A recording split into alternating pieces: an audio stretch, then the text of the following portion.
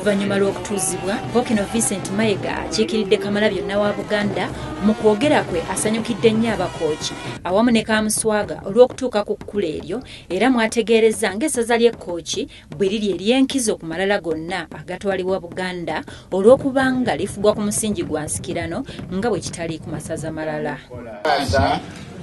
Effumu lino nga ggwe Kamuswaga Sansa Kawunguli owokubiri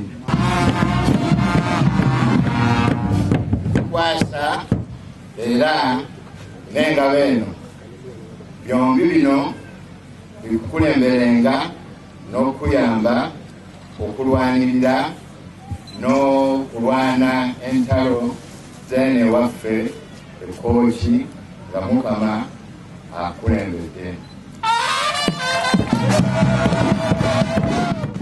Amatikira gano ekyenjawulo ekigabaddemu kwe kwetabwamu n'abakulembeze b'obuwangwa abalala okuva e Lango, Bulamoji, Bugwere n'abalala.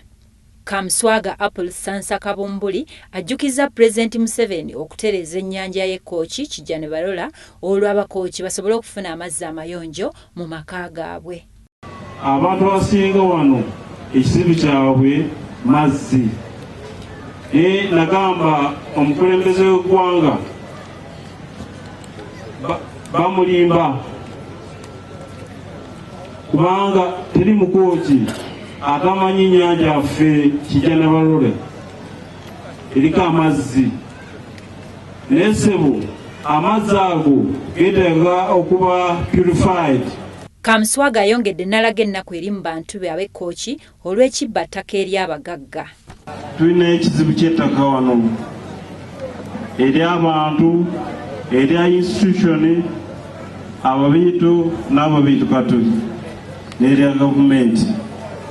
Naye ng'obwa Kamuswaga balabye nti ensonga nkulu nnyo eyo ne bugulira minisita avunaanyizibwa ku by'ettaka motoka. Ayongedde n'ategeeza nti waliwo emmotoka kapyata eri mu kukola ku mirimu gy'okulwanirira abantu be ssaako n'emmotoka ekika kya Ipsam gy'awadde omwami w'eggombolola y'Ekibanda okukola ku mirimu gya Kkooki. Ekibanda mukulu Ssemazzi abantu ensolo mukala gye kakinga olwaleero. Oluvannyuma lw'omukolo, Kamuswaga asaze keeki gy'agabudde abagenyi be.